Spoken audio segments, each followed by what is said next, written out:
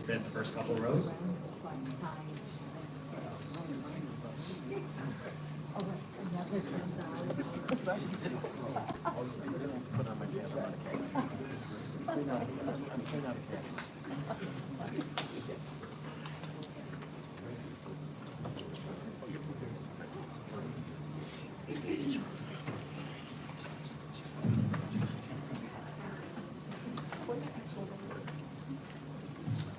Well, good morning, everyone. My name is Colin Marshall, and I serve as Monmouth's Assistant Director of Fraternity and Sorority Life and Student Engagement, as well as the advisor of Order of Omega, the Fraternity and Sorority Honor Society here at the college. I'm joined today by the President of Order of Omega, Tori Cook. We are gathered here to recognize and honor all of our esteemed interfraternal and pan-Hellenic brothers and sisters. Before we begin, there are too many people to thank individually, verbally, so please look in your programs. But even though I'm not saying it verbally, I really do appreciate each and every individual on that list. It's really touching to have known everyone on that list as a student at Monmouth, and now to be able to work with them as a staff member. So thank you to each and every one on that list. As we begin, I would like to acknowledge several individuals from our campus community in attendance this morning. Members of the Monmouth College Board of Trustees, Dr. Clarence Wyatt, the President of Monmouth College, all of our fraternity and sorority alumni, and all of our undergraduate students and members of Order of Omega.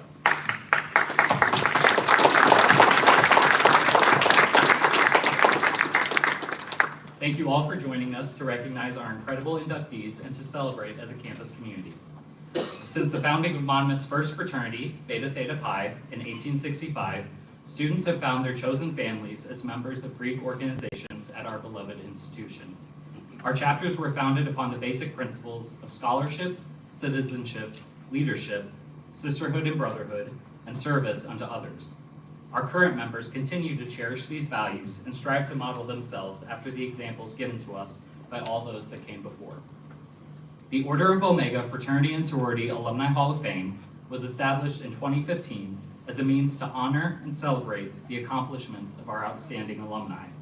We also believe that setting aside time during homecoming weekend to bring together fraternity and sorority alumni and undergraduates from all generations is incredibly worthwhile, as we continue to represent a substantial portion of the Monmouth College community.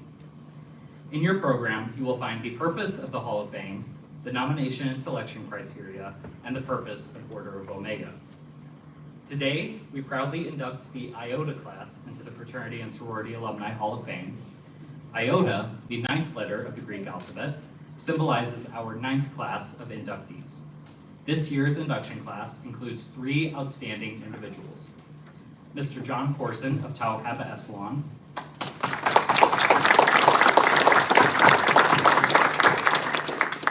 Mr. Donald Mac McKinley of Sigma Phi Epsilon,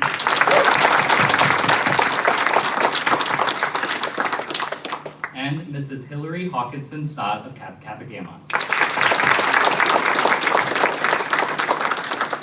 Before the official induction takes place, please join me in welcoming Reverend Dr. John Huxtable, Monmouth College alumnus and chaplain and director of the Lux Center for Church and Religious Leadership, who will offer the invocation this morning.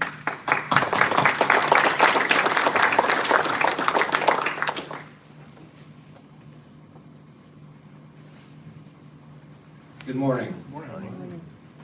Let us pray. Most loving and creator God, we gather this day to give you all thanks for the awesome wonder of your glorious creation and all humanity. As we gather in this moment of sharing our lives and celebrating the radical kinship of relationship with one another, we lift our amazingly gifted alumni leaders. Those who are always willing to serve the greater good and use their wonderful gifts to lift others. We give thanks especially today for the excellent service, the commitment, and dedication of faithful servants, Mr. Donald Mac McKinley of Sigma Phi Epsilon, Mr. John Corson of Tau Kappa Epsilon, and Mrs. Hillary Hawkinson Stott of Kappa Kappa Gamma, for the many gifts that they share with our community in their ability and willingness to share their lives and live their lives of service to others. They shine brightest your calling. Allow their servanthood and leadership and legacies to inspire us all to live into our own call to service and care for one another. We ask this in your name. Amen. Thank you very much, Sean. I would now like to invite the president of Monmouth College, Dr. Clarence Wyatt, to come up and offer some opening remarks.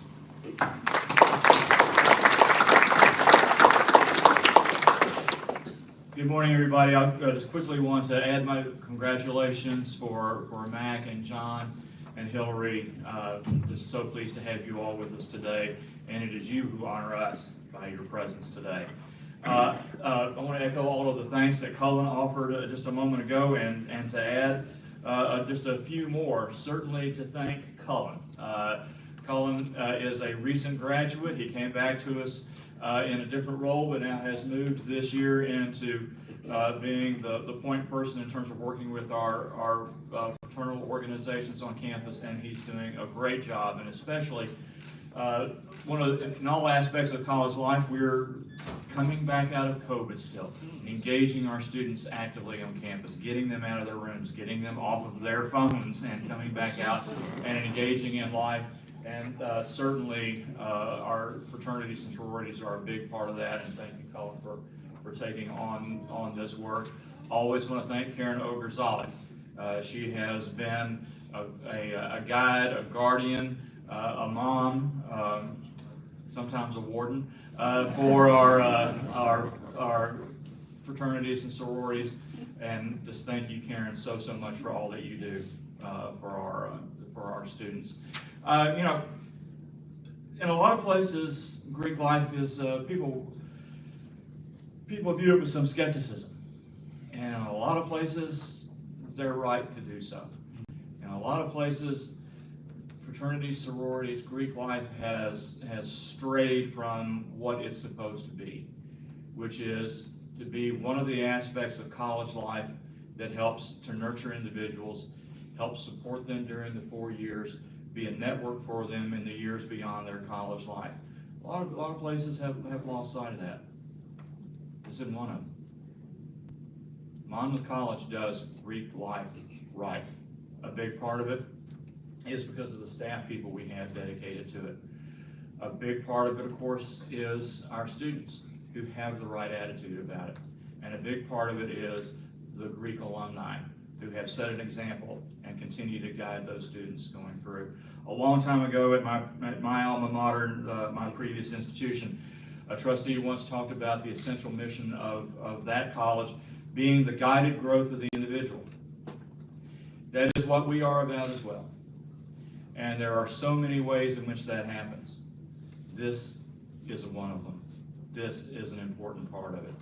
And it's not just leadership while students are on campus. I knew of two, and John, I didn't know this of you, that we actually have 3 alumni who have served, or one currently serving, as the leaders, as the presidents of their organizations. John, I didn't realize that you had been president of TEAC. You're now directing their housing efforts.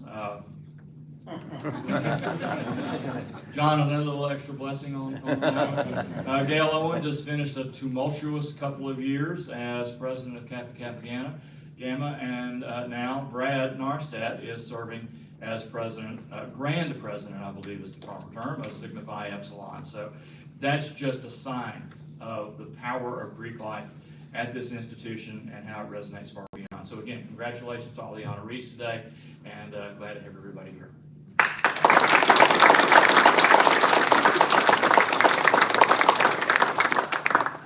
Thank you very much, President Wyatt. And I'm sure Grand Chapter President Brad Narstadt appreciates the shout out. He always does. So in order to hear from our current undergraduates, it is now my pleasure to introduce Order of Omega President Tori Cook to the podium to offer her opening remarks and a note about the soul of Order of Omega.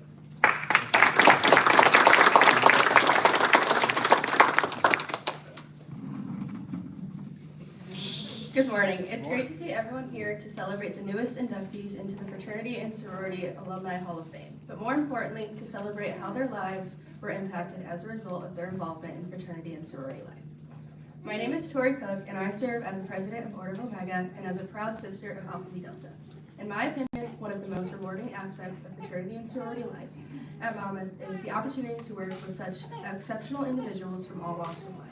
Though each chapter differs in its individual experiences, all Greeks on this campus, past or present, are given the opportunity to develop into refined and responsible leaders. This is evident not only in the active membership, but also in the outstanding alumni who are here today. They will share their stories of growth and appreciation for their undergraduate experience and how they were able to transform those skills learned in their collegiate leadership roles into their successful careers. To the active members, I challenge you to talk with each of the honored alumni and learn more about their involvement at Monmouth College in the course of their lives as a result of that involvement. Utilize what you learned from them to further enhance your experiences here at Monmouth and in the rest of your life. I'd also like to note that fraternity and sorority life involvement enhances not only the individual, but the campus as a whole. Monmouth College is grateful to have these organizations on campus that offer life-changing experiences to our students, who can then take these experiences and use them to continue to foster continuous growth and development of our Monmouth College campus, as well as in the Monmouth College alumni community. Thank you for being here today and showing your support of our students, and especially our 3 honorees. I will now call upon each of our inductees, John, Donald, and Hillary, to step forward for the induction ceremony.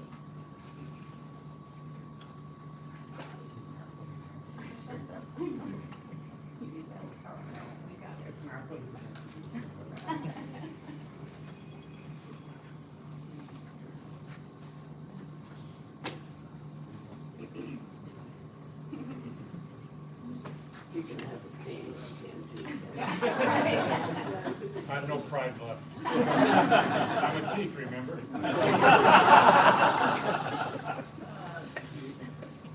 Each of you were chosen for this esteemed privilege because of the honor you have brought upon our fraternity and sorority community, both as undergraduates and alumni.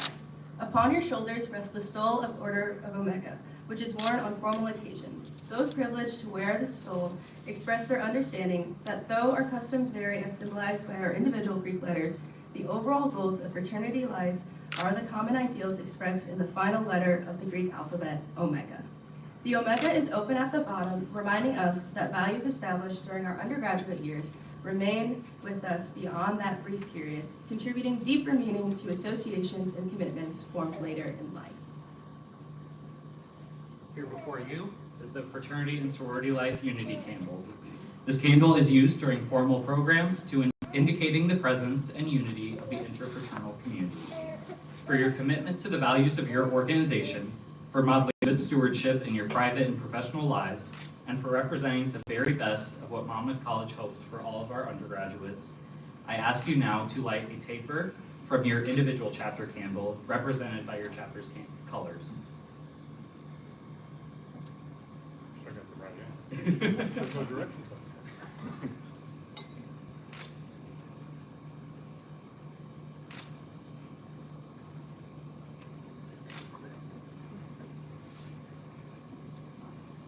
Uh-oh. Might give you The a tape bad- lights are going out.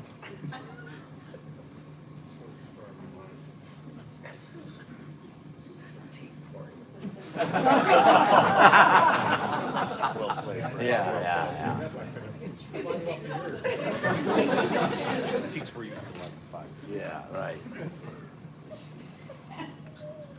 Act like it's flipped. I see it, John. Problem solved, so do I. So together, representing the Iota class of the Fraternity and Sorority Alumni Hall of Fame, I ask you to light. That's interfraternalism. There you go.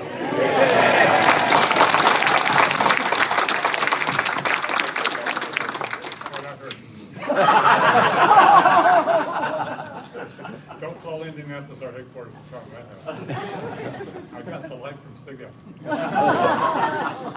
Well, I will ask you to light in unison the Fraternity and Sorority Life Unity Candle, symbolizing your induction and celebrating our fraternalism, your accomplishments, and our optimism for the future.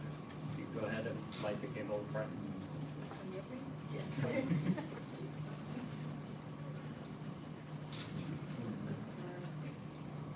you go. All right. You can blow your papers up.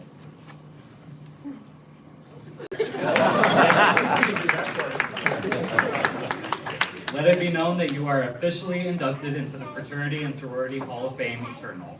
Each of you has laid a strong foundation for future inductions. May you always be warmed by your thanks and appreciation of the family and friends you represent.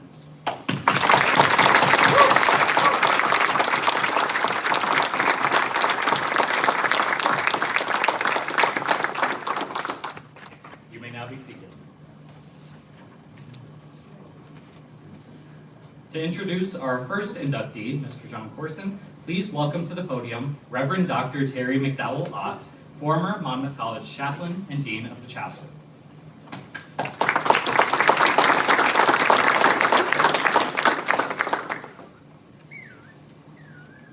Good morning, everyone. It's good to be back. I'm blowing in and blowing out, but it's good to be here at Monmouth College again. Before I start honoring the John I'm here to honor, I want to say thank you to John Huxtable for the beautiful prayer. He had to blow, I understand the job. He had to blow back out to pray the next thing, but I appreciate John Huxtable. So the first time I remember meeting John Corson was my first day serving as the very new chaplain of Monmouth College in January of 2011. I checked in with my boss, then Dean of Students, Jackie Condon, and she said, "Someone's here to see you." I said, "Okay." Jackie escorted me out of her office to introduce me to a tall, stately looking man who said, "The last time I saw you, you were this tall." And that was the beginning of my new adult friendship with John and Marcia Corson, who knew my parents through their mutual connection in the mortgage banking world of Detroit, Michigan. The Corsons made time to visit me every time they returned to Monmouth, usually taking me out to eat at John's favorite place, the Maple City Diner. John is a Midwesterner to the core. And we've enjoyed great conversations over the years. Like most who meet the Corsons, I grew to love these wonderful people. And I count John Corson as among the few father figures in my life who have mentored and encouraged me. The Corsons also helped me host 6 students on an alternative spring break trip to Washington, D.C. John arranged a special tour of their church, the prominent New York Avenue Presbyterian Church that sits 3 blocks from the White House, and hosted a lunch for us with their pastor. And then Marcia walked us all, if you've been to DC in the mall, you know it's just a lot of walking. And Marcia walked us all over the mall, showing us the sights. And then because we were in a hurry to get to our next stop, John Corson literally performed a miracle. He hailed not one, but 2 cabs in downtown DC, threw the whole group in with fistfuls of cash in hand to pay for the fare.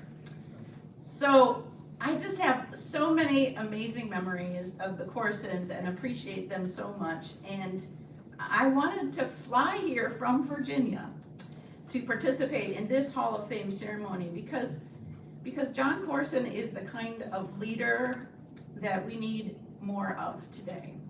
The kind of man with the moral character that's sorely missing from our national scene. John is kind, generous, thoughtful, a leader of virtue. Oh, did I mention he's Presbyterian?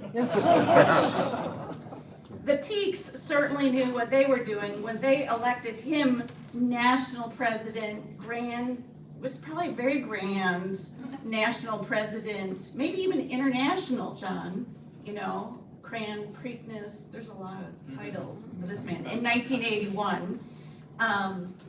And when John learned of this award, Marcia told me he was so touched. He doesn't really like to be celebrated. He usually shuns limelight like this, but he acquiesced in this case because Monmouth College means so much to John and his fraternity. So here we are. Now, you all may not know this, but John was supposed to receive this award last year. But the ceremony had to be postponed after John suffered a serious accident. A serious fall left him with a brain injury and a very long and painful recovery.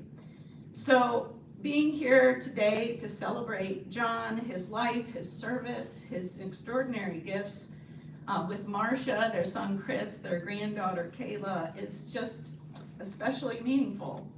I give thanks to God for John's recovery from that accident, that he's able to be with us today, and I really couldn't be more honored than to be the one here standing at this podium presenting this award to you, John. So deserving. Thank you, friend.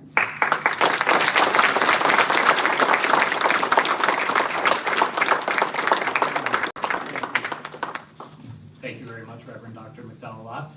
John Corson, it's your turn.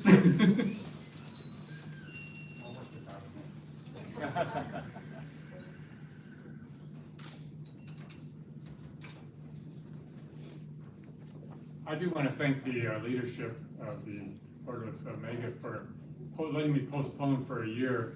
This time a year ago, I was probably in intensive ICU on a respirator. And so I do appreciate them letting me do that. And I will say that the only plus about the brain injury, it gives me an excuse for some of the goofy things I've done 20 years before I fell. And I always say, oh, yeah.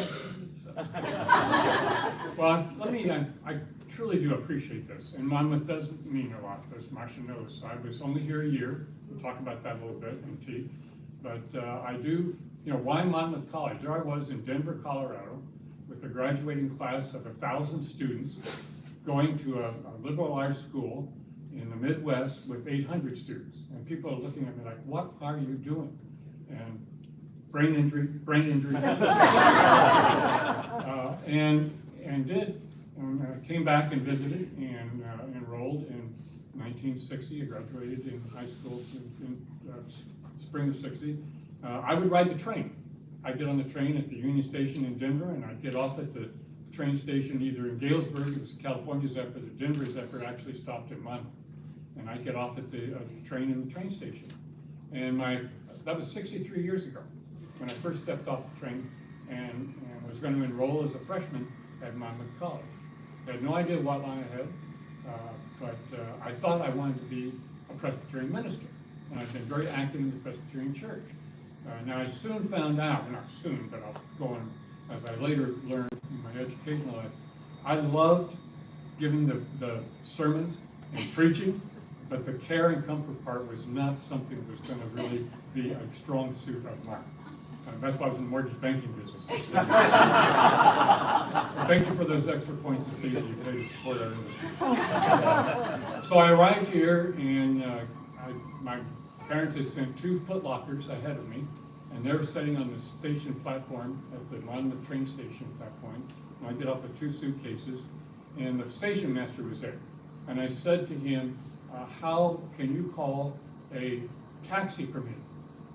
And he looks at me, he said, son, do you know where you're at? I said, well, I've got these Foot Lockers, and he said, well, you're going to have to find some transportation, but I can call all over, and you're not going to get a cab out here to get you. So he said, why don't you go down to downtown, and there's a good place to eat. It's now turned out to be the Maple City Diner. That's fine. I think it was called Main Street something at that point. And I went in, and they had a counter at that point. I sat down on one of the stools, and there was a couple of stools open, and an older gentleman, older, about 20 years younger than I am right now, sitting about 2 stools down. And I ate my breakfast and I had some eggs and so on. He looks over at me, he says, you a student? I said, well, I'm going to be a freshman. Oh, you're new here. You're going to be a new student, yeah? Oh, well, where are you going to live? I said, well, they've got this new dormitory that's just open. I was the first resident to check into Graham Hall. And he said, well, I've seen that. Pretty building. He says, so how are you getting out? Do you have a car? Do you drive? I said, I came with a train. Where's all your gear and stuff? I said, well, I had to leave it. I didn't. He says, finish your breakfast. I'll take you down there. And I got in his pickup truck, and we went back to the train station. I didn't know if he was a serial killer. I didn't ask him to say yeah, I didn't want to go that far.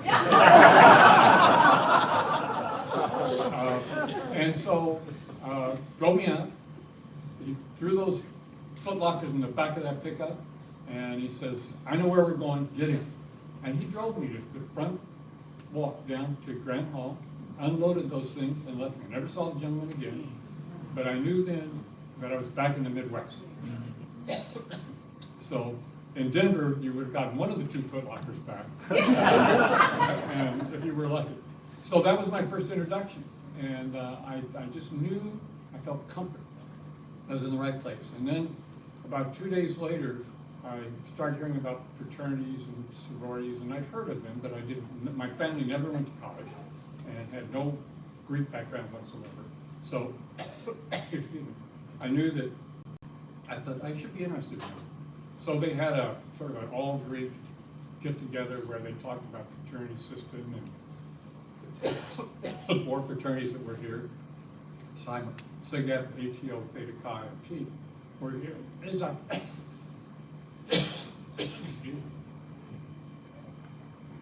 so, must be the food out of the immersion, yeah. And so I'm really interested in this. So I went through the rush process, and, oh, is that vodka? Vodka and rocks, no fruit. And one of the traditions were living in the dorms that the fraternities would send members to the various freshman rooms, and they would sit down during rush and talk to you about joining their fraternity. And they all came by. My roommate joined Theta Chi. My closest friend across the hall joined Sigma. You might know Al Martin, who was a longtime friend of mine. And so the T's came on. And this went on for a couple of weeks, and went to the various chapter houses and had a meal and so on. And I have to say that I was struck.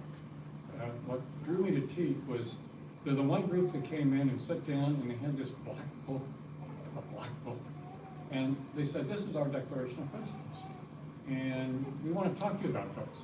And they would proceed each visit they had to pick a different piece of those Declaration of Principles and talk to me about them. And I was very impressionable, and I was very impressed. And they talked about intramurals, and we have great dances, and we have intramurals, and we have this, and we have that. But Teak was the one group that came in and talked about principles, and said to me, you have to make sure when you join us that you understand that this is a major part of what you're going to hear about. Now we're going to have intramurals, and we're going to whip those other guys, as we always do every year. I don't think that was true, but it was fair enough. And the fact that we have nice social events and so on. So I was particularly struck by that. And this was still before I gave up on the caring and nurturing part of ministry. I thought this is a good message for me. And it set the tone for me to what I could expect from Monmouth College. Now, some of my fellow freshmen would drone and moan about the 3 times a week chapel services and the once a Sunday vesper services, and I really enjoyed it. So I knew I was in the right place, and I knew it was in a place that was comfortable for me, and I knew that I made a good decision. I had great friends in all the fraternities, and interfraternal it's one group. It was one group of people who believed in the fraternal system, and so it wasn't big rivalries or things like that. We joke about it, and it's fun as alumni and so on, but I just knew I'd made the right decision. And in fact, some of the things that, when they keep saying, John, this fraternity is not about wealth, rank, and honor, but it's personal worth and character. And those are the kind of messages that struck me with Teak. I was here for a year. Unfortunately, I loved my time here. I expected to graduate from here, expected to go on to seminary, and all of a sudden, and I will say that one of the gentlemen who's here today, who most of you know, is Ralph Whiteman. Ralph and the Whiteman family has a long tradition here. His younger brother Dick was in the initial pledge class with me, and Ralph was our chapter advisor. Now, we probably should take credit for inventing the concept of sanctuary cities. Because as Teeks, when we would do not such ministerial things and get in a lot of trouble with the administration, we would retreat to Ralph's house as sanctuary, because we knew the active members would not come into his house to get us. So we would go to Ralph's house as sanctuary city. It was born probably on Monmouth College campus. Unfortunately, I did get a call in the spring from my parents, and my mother and dad said, John, we've never owned a house. My dad was a wild catter in their own business, so we never owned a house. And we've rented, and the only way we can buy a house, if you'll return to Colorado and go to University of Colorado, where we can afford to pay in-state tuition, but we can't continue to pay Monmouth room, board, and tuition and buy a house. Tough call for a young guy, 18, 19 years old, who really bought into Monmouth, loved Monmouth, everything they did, but what do you do? So I went back to Colorado, and what I found was that everything I'd gotten here at Monmouth, and in particular from my fraternity experience, was portable. Now, Colorado at the time, since they didn't have good athletic teams, prided themselves being the number one party school in America. And from what I could see, they had attained that ranking through a lot of hard work. And I found it sort of funny, because one of the things that it was in this Declaration of Principles is like the third paragraph starts, man is a social being. I said, well, they got that part. That part they got. And I transferred out there. I lived in the house.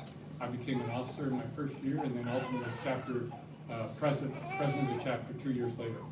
And what I found was that this was the day, and Clarence, you referred to it, of pledging and hazing and a lot of things going on that were not necessarily building personal worth and character.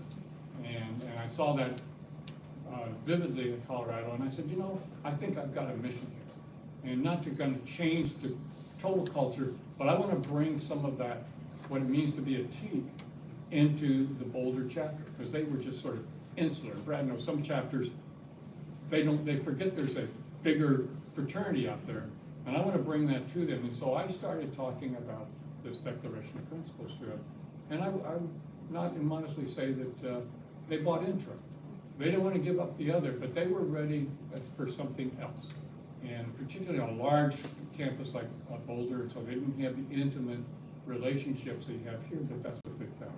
So that led me into fraternities, and I really bought into TEAC and spent an incredible amount of time. And the other biggest blessing I got from going to Colorado is I met my wife, Marcia. And Marcia was a freshman student, and I actually met her and I had a pledge son, who was going to take Marcia to a fraternity dance. And I went up to him and tapped him on the shoulder and says, Mike Toes, and Mike, I says, we're trading dates for the dance. What do you trade dates? He says, I want to take your date to Marcia, and you can have mine, who was probably about 3 feet tall and 400 pounds and gnarly teeth. But I said, we're trading dates. And that's how I first met Marcia, and we dated, and we're married in Boulder at the Presbyterian Church. And Marcia, we'll talk about later, but has been as staunch a supporter of fraternity as anybody, and has traveled all over the country, all over the world, carrying the message of the principles that we talked about. So I spent those years, really enjoyed it, served as chapter president, graduated from Colorado. I promised my parents I would graduate in 4 years, a real 4 years, and despite man as a social being part creeping in, I did. And immediately upon transferring, I decided, you know, fraternity, that's something I can do. I'm working in the mortgage banking business, but I was a volunteer, and most every Friday afternoon, we'd pile our little, I guess, 3-year-old daughter, Melissa, our son's older sister, into the back of a late 1950s Chevrolet, put 2 suitcases in, and we drive. And we drove with her in the backseat sleeping. We drove to Wyoming, South Dakota, Nebraska, Idaho, all through Colorado, visiting chapters, chief chapters.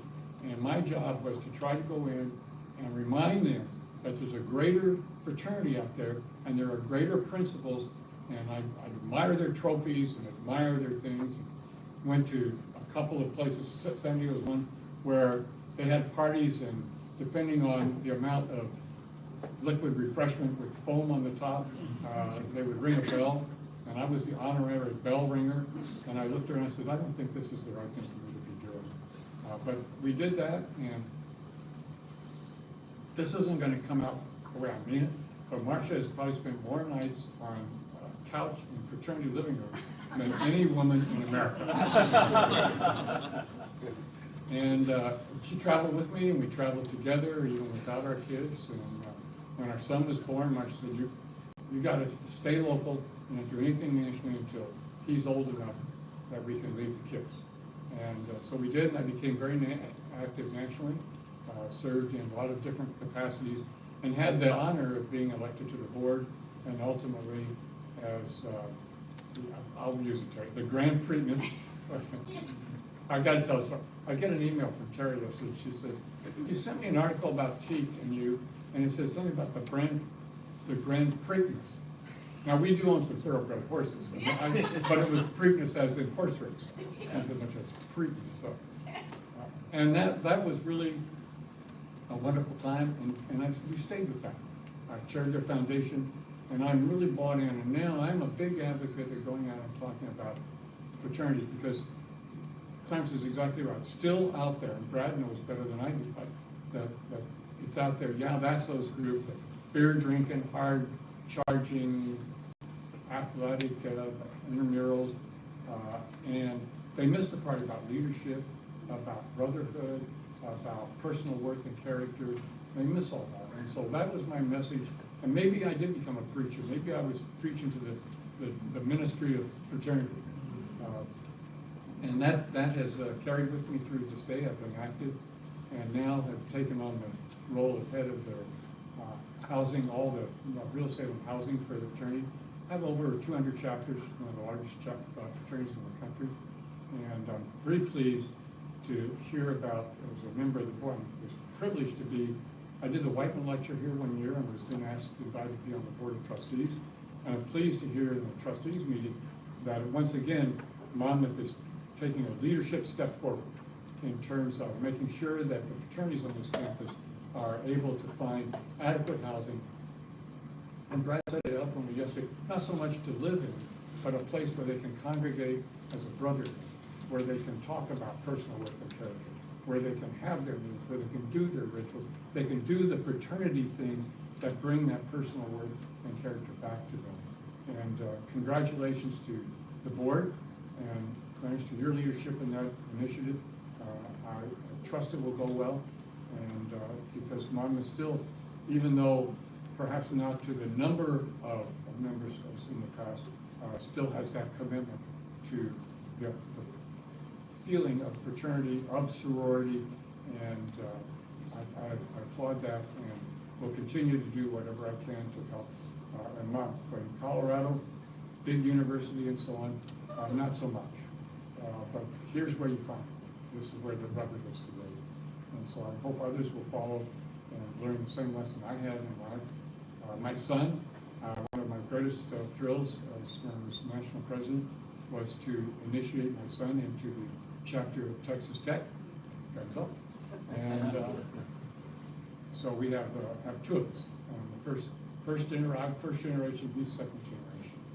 And, so I do appreciate it. Thank you very much. You've been very kind to give me the opportunity to come back this year, a year late, and express my love for Monmouth and my love for the fraternity. And I wanted to make sure that I brought divine intervention with and really time to spend some time with my good friend Terry. Thank you very much.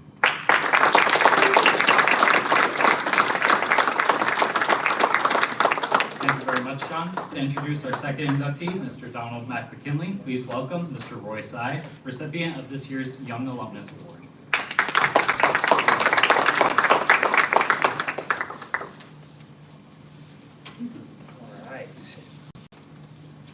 Well, I met Mac just about a year ago. I know it's hard to believe, but he graduated just a few years ahead of me. But I was so honored to meet Mac. He's such a millennial, he actually emailed me, that's how we met, because we were in the process of planning our 75th SIGEP celebration, and Mac responded to one of the emails saying, hey, I'm a founding father, I'd love to learn more about this, and boy, did my face light up, and I texted it out to everybody on the planning committee, and I said, we got to get this guy to campus, and he came, and he's here now, so that's amazing. But I'm so honored to introduce our next Order of the Omega Hall of Fame recipient, a fellow brother in Sigma Phi Epsilon, and founding father of our Illinois Gamma chapter, 95 years young, Donald Mac McKinley, class of 1950. Don and a handful of men got together in 1946 and 47 and contacted SIGEP National Headquarters. There were 1,000 freshman men enrolled at Monmouth College in 1946, virtually all of them on the GI Bill. These men had served our country in World War II, and an early decision by Don and our founding brothers was that this fraternity would not focus on hazing. These men were veterans of war. Some had fought in the Battle of the Bulge.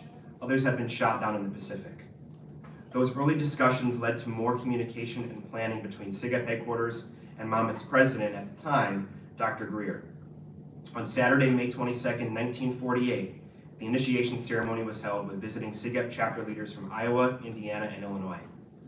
Don was elected president of the new chapter in 1949.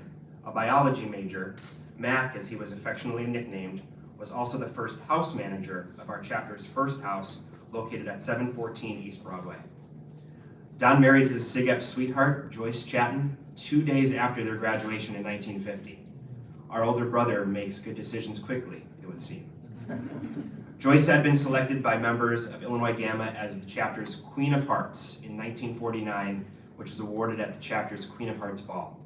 Upon graduation, Don left Monmouth to serve more than 3 decades as an elementary school principal and is considered an architect of the approach to teaching that shifted to individual subject areas for young students, and an approach to learning that is still in place today. Don and Joyce would enjoy 68 wonderful years of marriage until her passing in recent years.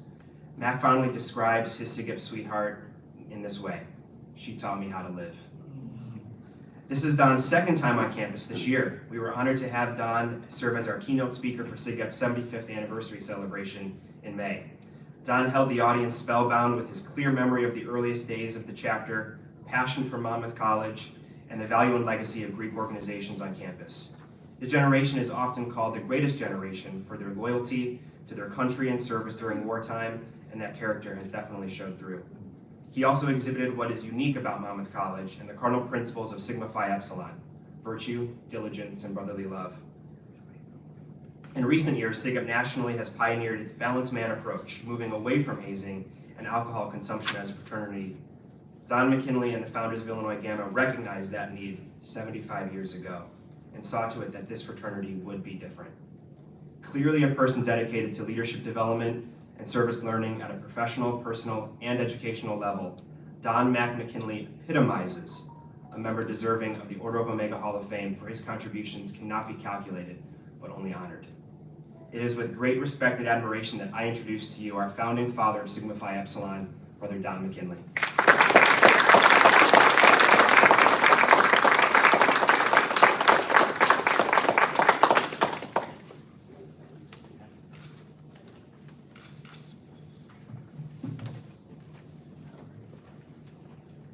What? I'm not used to following a teak.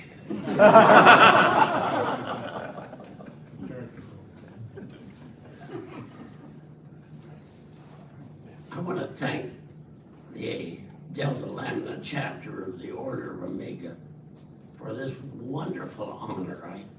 I'm extremely humbled by it. It's been, as you've heard, in the fall of 1947, I was invited to join a group of mainly World War II veterans to establish a new fraternity on Monmouth campus, that being the Illinois Gamma chapter of Sigma Phi Epsilon. It became official, as Roy has said, in May of 1948. That invitation changed my life. With those brothers, I became aware of the importance of developing positive relationships. The choice we made collectively and the choice I made personally set the stage upon which I have operated ever since in my chosen profession and life. Joining the fraternity provided an environment where I could practice the basic tenets and values I had learned from my parents and my church. In addition, the fraternity encouraged virtue, diligence, and brotherly love. As president of our chapter in 1949-1950, my senior year, I learned that things went more smoothly if communication was kept open between the pledges, the chapter members, the advisory board, the college administration, and even national headquarters.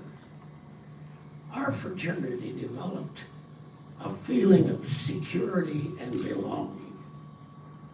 We listened to each other. We worked together. We encouraged. We helped each other.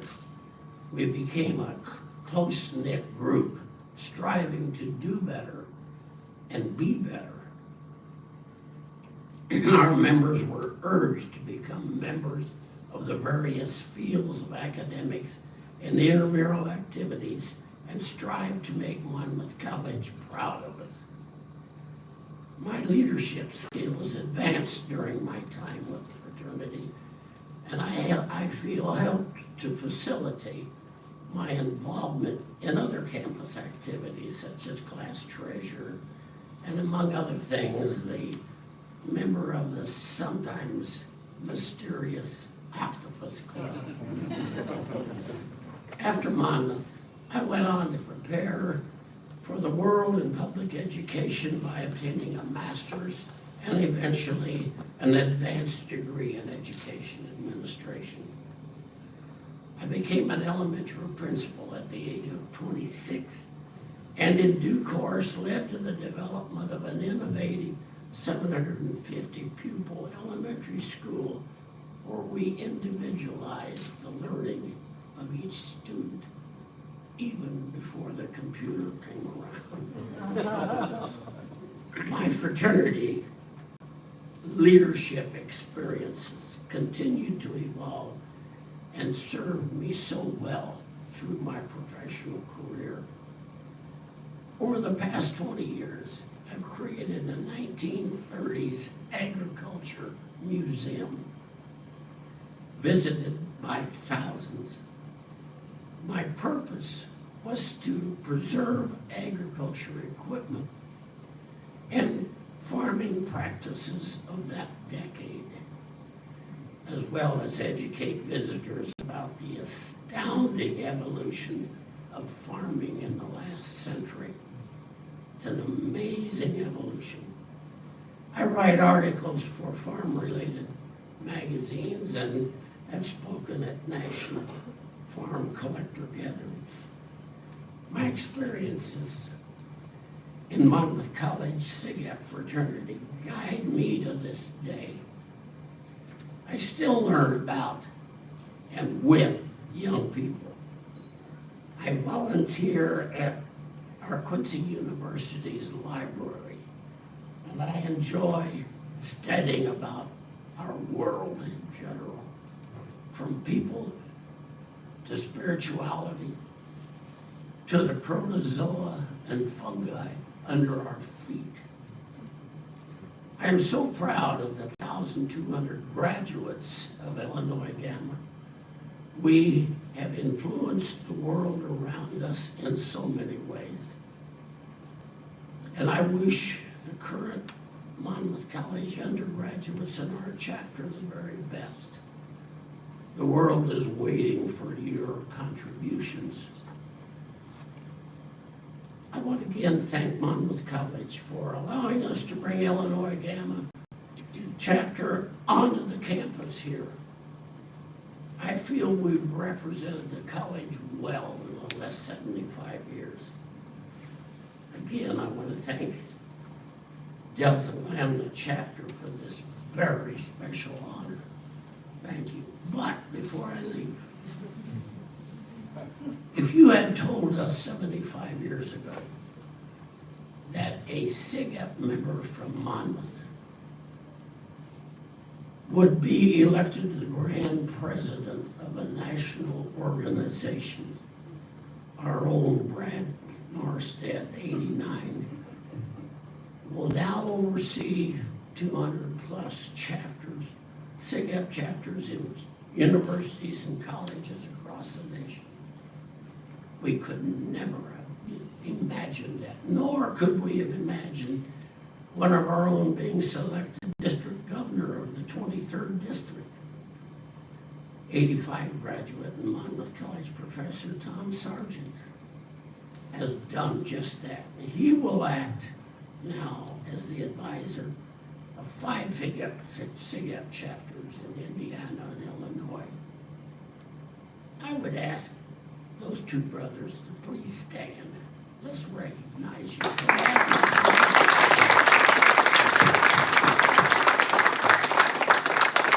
People, that's no small feat. These guys deserve it, and I thank you.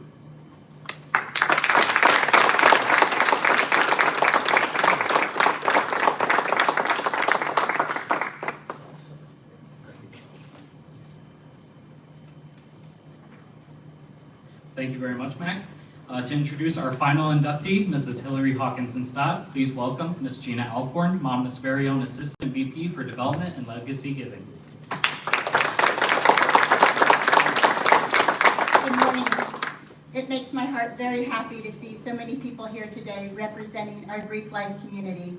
The leadership skills, character development, and forever friendships we have gained by being part of a Greek organization are invaluable. Thank you for being here today as part of this very important college event. The Sisterhood of Kappa Kappa Gamma offers women a supportive environment that will nurture personal growth, encourage academic excellence, develop leadership skills, cultivate social responsibility, and celebrate individual diversity. My Kappa sister Hillary exemplifies each of those areas in her professional and personal life. She is the ultimate example of Kappa Kappa Gamma. Hillary began wearing a Kappa key in 2003, and she continues to proudly wear her key in her alumni life. Beyond the brief 4 years as an active member, many sisters can stop engaging with Kappa, but Hillary continued to embrace our sisterhood by serving in many volunteer capacities.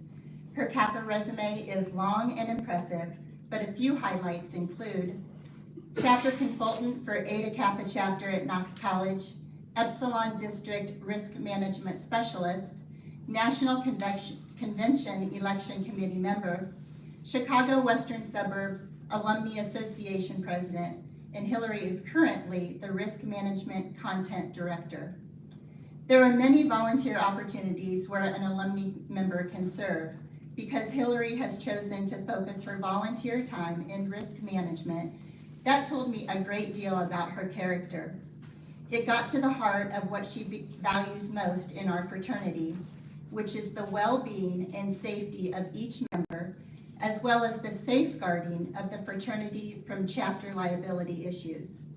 Hazing, along with alcohol and drug abuse, can easily cripple a chapter in a fraternity if risk prevention programs and policies are not in place. Hillary's careful guidance and, dare I say, no-nonsense attitude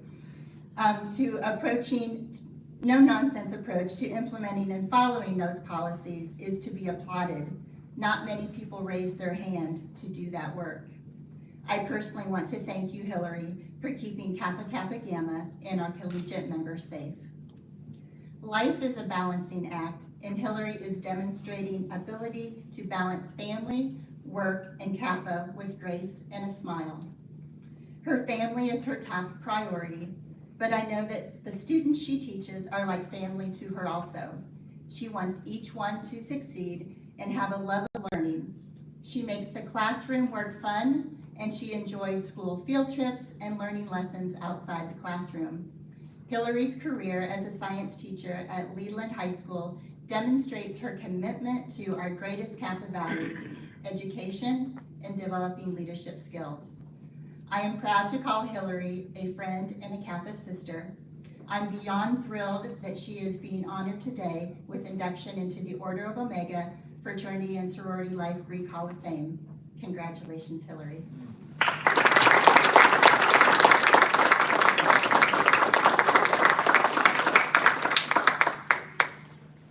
Hello, everyone. When you hear that read back to you, I don't know, it hits you, you're like, well, I guess I have been busy for a few years.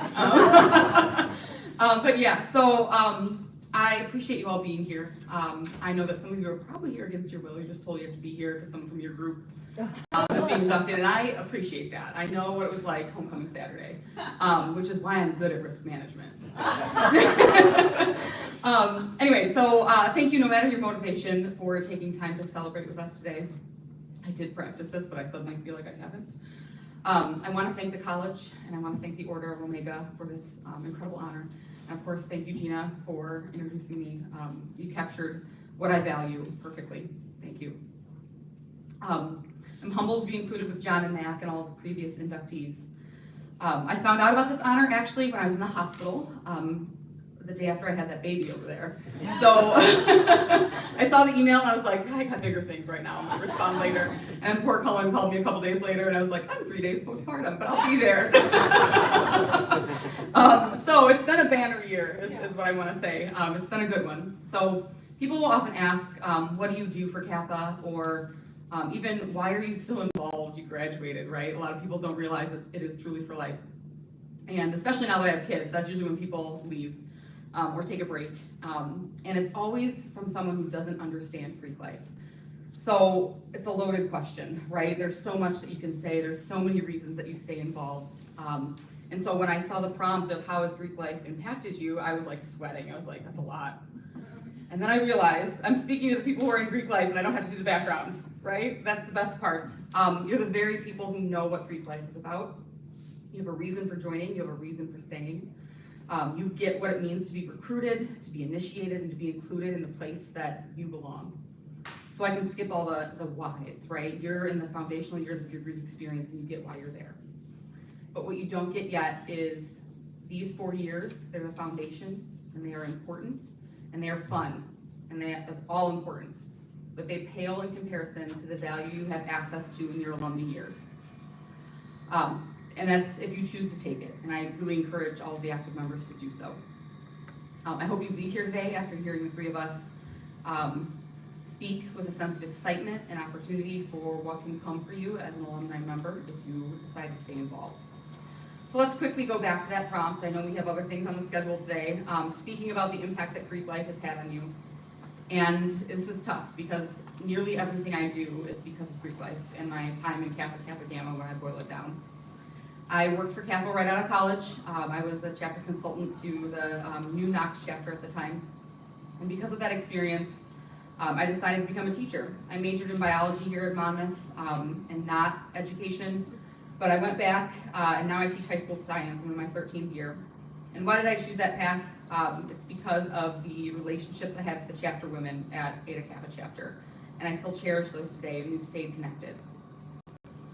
I wanted a career where I could do the same, and teaching was it. And so that's where I ended up. And I did some math recently, and the very first athlete that I coached as a cheerleading coach is in his 30s. Chippy. Anyway, so, but we stay in touch, and so I've stayed in touch with them throughout their years, and I've done the same with all of there's people in every class that I've taught. So aside from a short stint where I did leave education in the middle of the school year because of the pandemic, I did return because it truly is the relationships that I build from that, and I learned that that's something I wanted to do because of Kappa.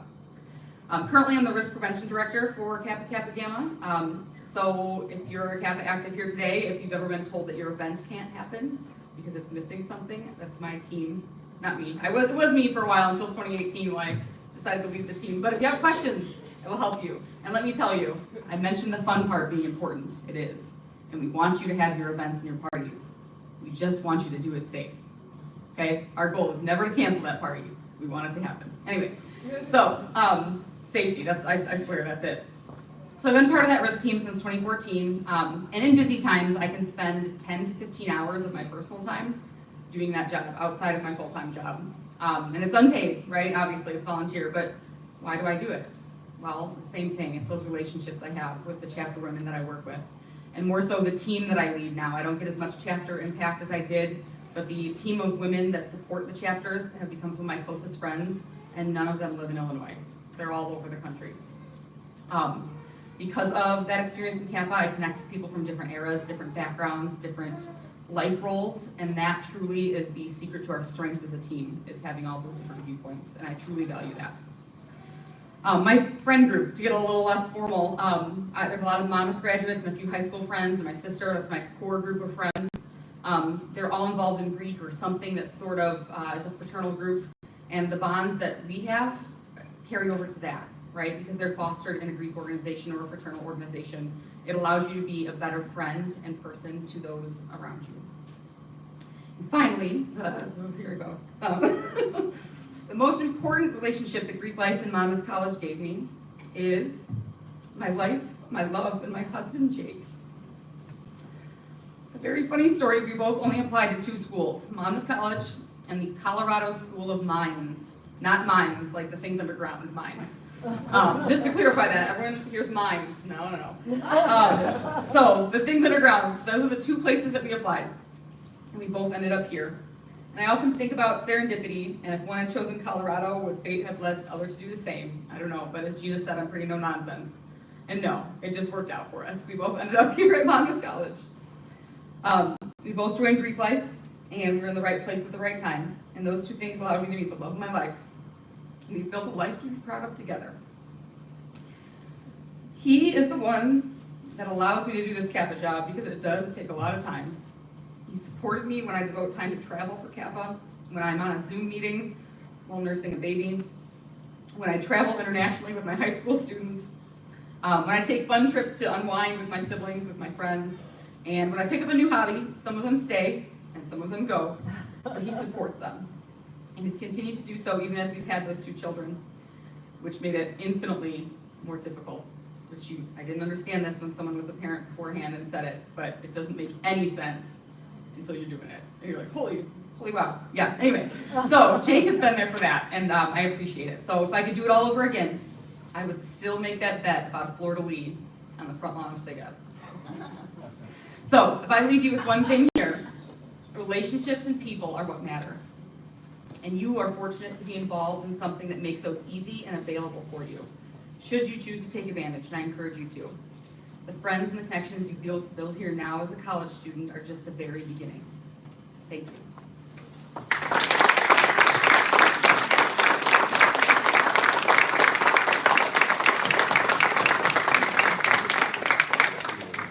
Thank you very much, Hillary. And thank you all for sharing your thoughts, memories, and words of wisdom with us today. It is tradition to end the ceremony with a quote, typically from a respectable poet like Emily Dickinson, but that's not me. So, to my knowledge, this ending quote has never come from a source quite like Kurt Vonnegut, author of Slaughterhouse-Five. Vonnegut muses, what should young people do with their lives today?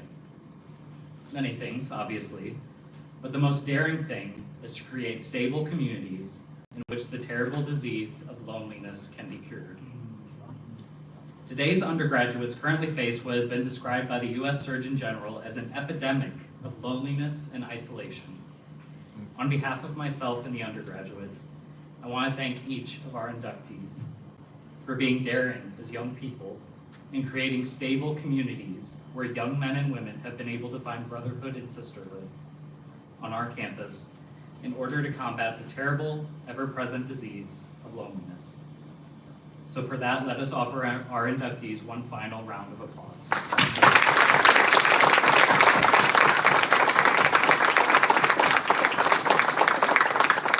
So with that, our ceremony is concluded. Happy homecoming, everyone, and roll Scots. Great.